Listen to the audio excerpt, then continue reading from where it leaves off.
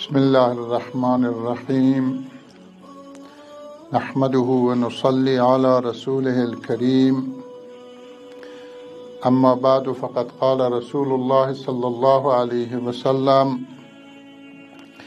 رب صائم ليس من صيامه إلا الجوع، ورب قائم ليس من قيامه إلا السحر، او كما قال رسول الله صلی الله علیه و سلم.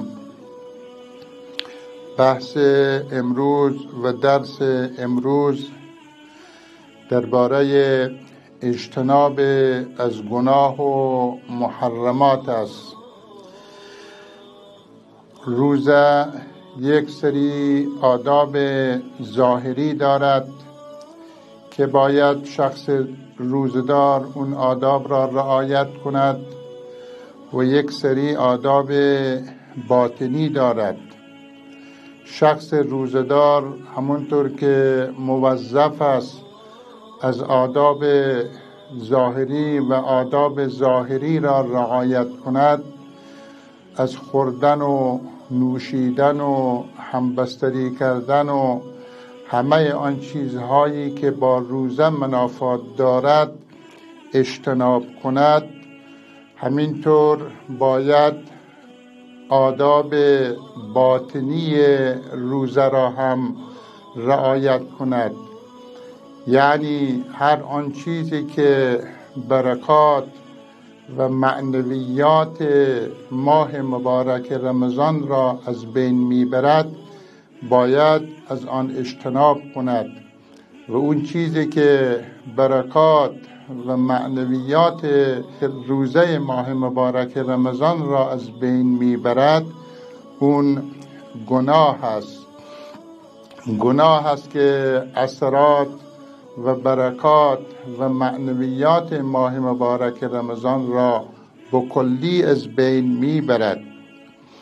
گناه اگرچه که فی نفسهی در هر زمان باعث شقاوت و بدبختی و عذاب الهی است و عواقب بدی دارد، اما گناه کردن در ماه مبارک رمضان بسیار خطرناک است و عواقب بدتری دارد و اثرات و برکات و معنویات روزه ماه مبارک رمضان را به کلی از بین میبرد. این حدیثی که خدمت شما قرائت شد که پیغمبر اکرم صلی الله علیه و سلم میفرمایند: رب صائم لیس من صیامه الا الجوع، بسیار روزدارانی هستند که غیر از گرسنگی برای اونها چیزی نیست، و رب قائم لیس من قیامه الا السحر، و بسیار شب زنده‌دارانی هستند که غیر از خستگی و مشقت بیخوابی برای اونها چیز دیگر نیست. علما در توضیح و تشریح این حدیث رسول الله صلی الله علیه و سلم می‌فرمایند مراد اون روزدارانی هستند و اون شب زنده‌دارانی هستند که با لقمه حرام و با غذای حرام تغذیه کنند، افطار و سحری کنند. اینطور روزدارانی و شب زنده‌دارانی برای اونها اجر و ثوابی نخواهد بود. و بعضی از علما معتقد هستند و می‌فرمایند که مراد اون روزدارانی و اون شب زنده‌دارانی هستند که مرتکب گناه و غیبت شوند. اگر شخص روزدار مرتکب غیبت شد، مرتکب گناه شد، در آن صورت غیر از گرسنگی برای اون چیزی دیگری نخواهد بود و غیر از خستگی بیداری چیزی دیگر برای او نخواهد بود.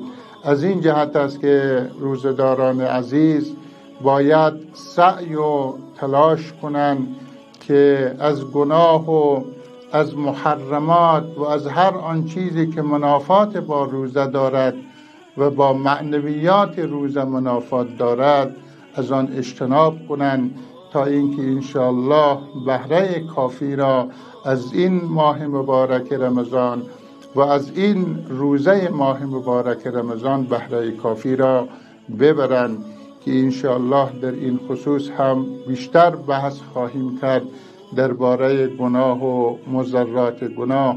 و السلام علیکم و رحمت الله و برکاته.